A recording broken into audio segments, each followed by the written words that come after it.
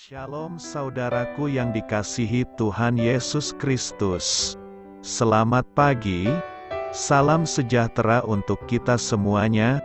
Selamat datang kembali di Renungan Rohani pagi hari ini.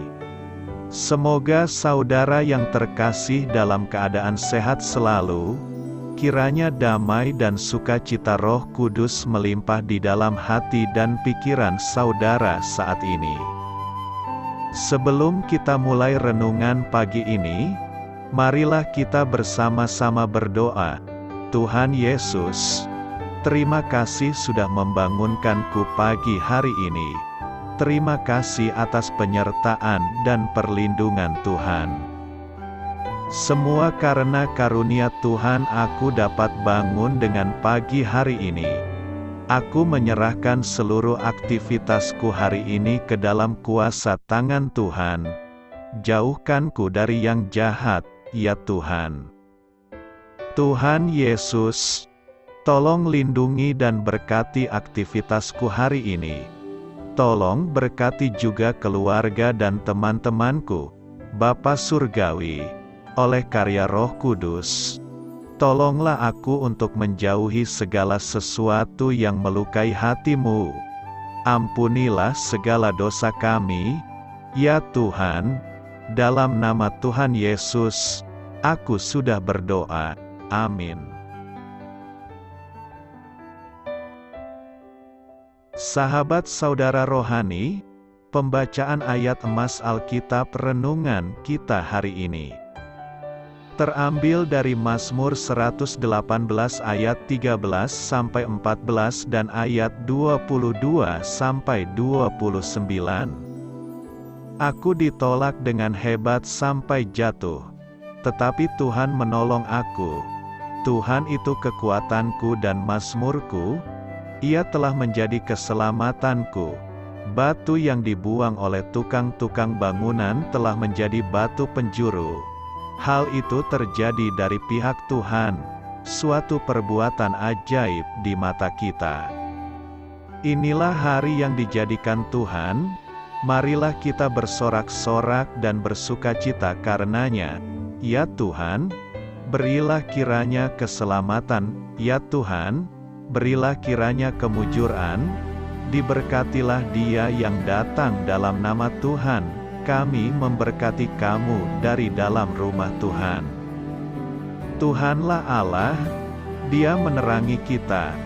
Ikatkanlah korban hari raya itu dengan tali pada tanduk-tanduk mezbah. Allahku Engkau, aku hendak bersyukur kepadamu. Allahku, aku hendak meninggikan Engkau. Bersyukurlah kepada Tuhan, sebab Ia baik, bahwasanya untuk selama-lamanya kasih setianya. Mazmur 118 ayat 13 sampai 14 dan ayat 22 sampai 29. Inti dari ayat emas renungan kita adalah batu yang dibuang oleh tukang-tukang bangunan telah menjadi batu penjuru. Mari kita mulai renungan pagi kita. Judul renungan kita hari ini adalah Perkasa dan Baik, ditulis oleh Patricia Raiben. Mari kita mulai kisah inspiratif. Pembina mahasiswa yang masih muda itu sedang resah. Namun, ia tampak bimbang ketika saya memberanikan diri untuk bertanya apakah ia sudah berdoa untuk meminta tuntunan Allah dan memohon pertolongan darinya. Berdoa tanpa henti, seperti anjuran Paulus. Namun, ia mengaku, "Aku tidak yakin apakah aku masih mempercayai kuasa doa." Ia mengernyit, "Aku juga tidak yakin Allah mendengarkan doa. Lihat saja keadaan dunia ini."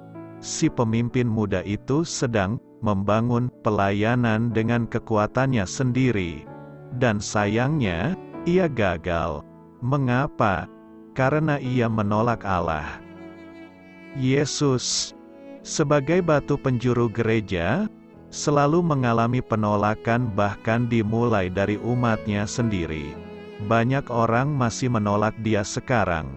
dengan berjuang membangun hidup, pekerjaan, bahkan gereja mereka di atas fondasi yang rapuh, yakni rencana dan mimpi mereka sendiri, serta dasar lain yang tak dapat diandalkan. Akan tetapi, Juru Selamat kita yang baik adalah satu-satunya kekuatan dan keselamatan kita. Benarlah, batu yang dibuang oleh tukang-tukang bangunan telah menjadi batu penjuru. Ketika Yesus menjadi batu penjuru kehidupan kita, Dia menyediakan satu-satunya penyelaras yang tepat untuk segala sesuatu yang ingin dicapai oleh orang-orang percaya baginya. Oleh sebab itu, kepada Dialah kita berdoa, "Ya Tuhan, berilah kiranya keselamatan. Ya Tuhan, berilah kiranya kemujuran." Hasilnya, diberkatilah dia yang datang dalam nama Tuhan, karena Dia perkasa dan baik. Marilah kita bersyukur kepadanya. Amin. Marilah kita renungkan di dalam hati kita. Impian atau rencana apa yang Anda miliki saat membangun untuk Allah?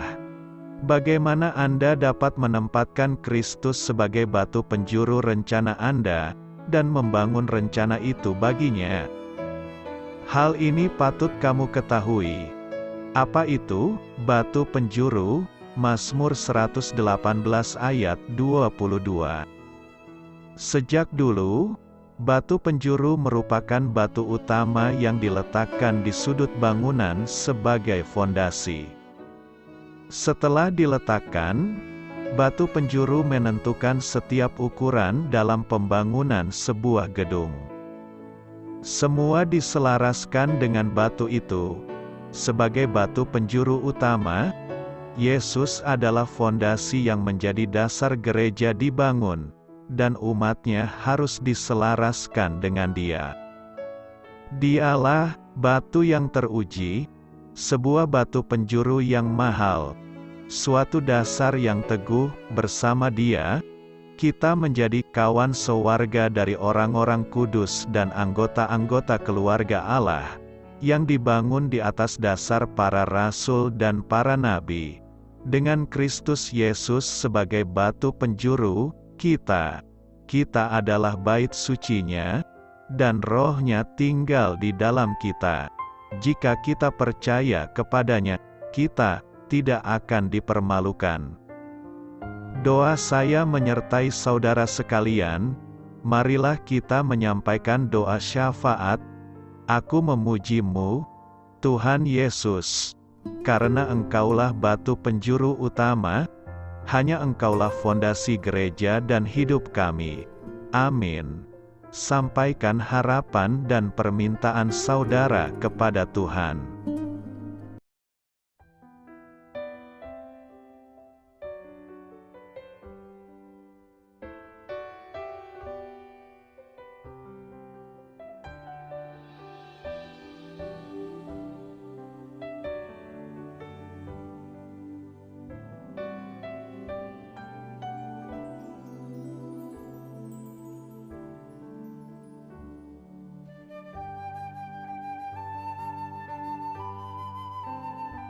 Marilah kita renungkan sahabat saudara rohani.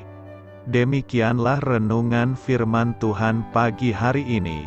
Semoga menjadi berkat dalam hidup kita. Dan sebelum kita memulai segala aktivitas kita pagi hari ini, marilah kita berdoa. Selamat pagi Bapa, malam hari telah berganti pagi. Kehidupan baru telah Engkau berikan kembali bagi kami. Bapa Surgawi, tolonglah aku menyadari kebutuhan orang lain, supaya aku dapat membagikan apa yang telah Engkau berikan kepadaku.